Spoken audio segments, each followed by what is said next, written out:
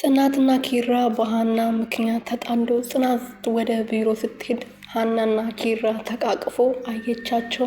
በጣም ተናደደች። ጽናት አለቀሰች። በድጋሚ በፊት የነበረው ነገር ተመልሶ መጣ።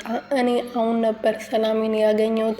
ሰላማዊ ህይወት መቼ ነው እኔ የምኖረው? በማለት በጣም ተናዳ ነበር እና እሱ ጋር እንግዲህ ድጋሜ ስልኳን ጥላ ሄዳ ስለነበር ስልኳን ለማምጣት ወደ ቢሮ ስትመለስ አሁንም ድጋሜ አንድ ላይ ኪራ አሞት ምን ሆነናል ብላ እያሸችው እያለ ጽናት በድጋሚ አየቻቸው። ሀናን በጥፊ መታቻት። ሰላም ሰላም ቤተሰብ እንዴት ናችሁልኝ?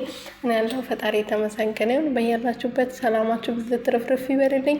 ለዚህ ቤት አዲስ የሆናችሁ ሰብስክራይብ፣ ሼር፣ ላይክ እያደረጋችሁ ቤተሰብ እንድትሆኑ በትህትና እየጠየቅኩኝ ጽናት ክፍል 196 ተለቋል። ክፍል 196 ላይ እንግዲህ ክፍል 195 ቅርታ አድርጉልኝ። ክፍል 195 ላይ ጽናትዬና ኪራ ተጣልተዋል። የተጣሉበት ምክንያት ደግሞ በሀና ምክንያት ነው። ሀና እንግዲህ ዛሬ ያው የሀናን ነገር ታውቃላችሁ ብዙዎቻችሁ።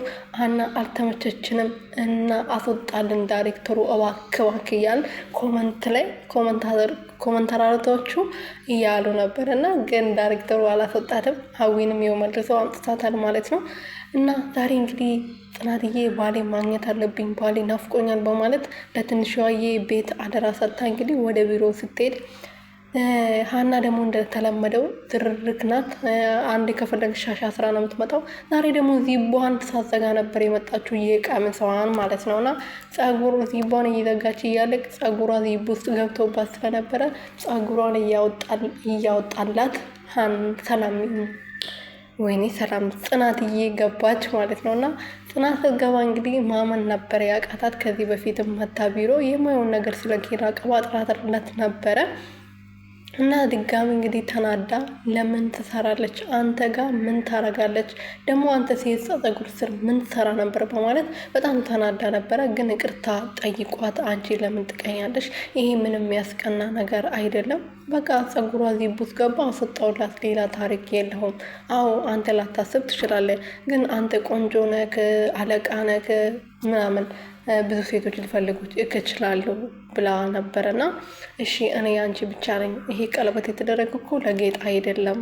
ጽናትዬ አትቅኝ የኔ ውድ፣ እኔ ያንቺና የአንቺ ብቻ ነኝ በማለት ይቅርታ ጠይቋት ነበረ። እሷም ይቅርታ አድርጋለት አሁንም ድጋሚ ልክ ሊሳሳሙ ሲሉ እቺ አና የፍቅር መቀስ የሆነች ልጅ ተመልሳ ገብታ አቋራጠቻችሁ። ከዛ ተናዳ እንግዲህ ስልኳን ጥላ ሄዳ ነበረ ማለት ነው። ከሄደች በኋላ መንገድ ላይ ከደረሰች በኋላ ነው ስልኳን ያስታወሰችው እንደረሳችሁ ማለት ነውና ወደ ቢሮ ስልኳን ለማምጣት ስትሄድ አሁንም ኪራ አሞት ራሱ ስቶ ሊወርቅ ስል እሷን ይዘዋት፣ እሷ ደግሞ ቁጭ አለች እግሩ ላይ ማለት ነው። ከዛ በኋላ ጽናትዬ በሩን ከፍታ ስትገባ እሳት ጎርሳ እሳት ለብሳ ነበር የወጣችው።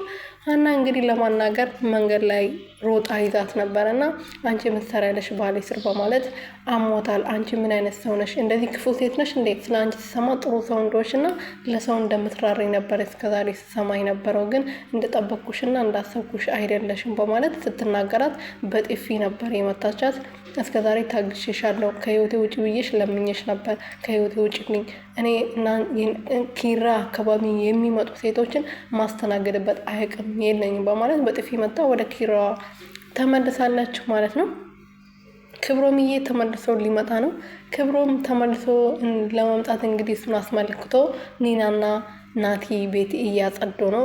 ቤት ፈታ እያረጉ ቡና አፍልቶ፣ ምክንያቱም ኒናዬ ይህን የመሰለ ወንድም ጓደኛ ቤት ሲመጣ እንደዚህ ነው የምትቀበለው፣ ሰንደል አጭሰክ ነው የምትቀበለው፣ ቤት እንሄድና ቤቱን አጽድተን ቡና አፍልተን እጣን አጫጭሰን እንጠብቀው በማለት ቅዱሴ ይመስለኛል ቢዚ ሆኖ ነበረ ጽናትና ከኪራ ሰርግ በኋላ ተመልሶ አልመጣም እና አሁን እንግዲህ ተመልሶ ሊመጣ ነው ማለት ነው። በጣም ደስ ይላል። የት ገባ እያልን ነበር ብዙዎቻችን ማለት ነው። እና ተመልሶ መጥቶልናል ማለት ነው። አዊ እንግዲህ ያው ራሴን አጥፍቻለሁ በማለት እንትን ብላ ወደ ቤት ተመልሳ ገብታለች። የምሩ በፊት ፍቅረኛ እንግዲህ እንደሞተ ታውቃላችሁ። ከዛ በኋላ ምሩዬ ለፍቅር ራሱ በጣም ልቧ ተዘግቶ ነበረ። በናሆሜ ምክንያት ነው እንግዲህ ተመልሳ ማፍቀርን መፈቀርም የቻለችው ማለት ነው። የሱ እህት እንግዲህ ዛሬ መጣ እሷን ለመበቀል ነው እዛ ቤት የገባችው። ማንም ያወቀላት ነገር የለም። ምሩም ሁሉም ነገር ታውቃለች። ከተነሳው ትገለኛለች በማለት ነው እንግዲህ ነቅታለች። እንዳደረገች ታስታውሳለች፣ መናገርም ትችላለች። በሀዊ ምክንያት ነበር እስከዛሬ ዝም ያለችው። ሀዊ ተመልሳ እንግዲህ በረኪና ጠጥታ የሞተች ለመሞት አስመስላ ጁስ ጠጥታ ነበር እንደዛ የሆነችው። ብዙዎቻችን እንደውም የሞተች መስሎ ነበረ። ናሆሜ እንግዲህ አንስቷት ወደ ቤት መልሷታል። ወደ ቤት ገብታ እንግዲህ አሁንም ምሩን ከማስፈራራት ወደ ኋላ አላለችም። እናትየውም ጥሩ ሴት መስላታለች። ምክንያቱም እኔ እንደዚህ ተሰቃይቻለሁ ራሴን ማጥፋት ፈልጋለሁ ብላ የማይሆን ምክንያት ነገራት ስለነበረ ማንም እሷን እየጠረጠረ አይደለም ማለት ነው። እና የሆነ ሰው ሊትረዳትና ወይም ደግሞ ሊነቃባት ይገባል ማለት ነው። ምሩን ከመጉዳቷ በፊት ክብሮም እንግዲህ ተመልሶ እንደመጣ ታውቃላችሁ።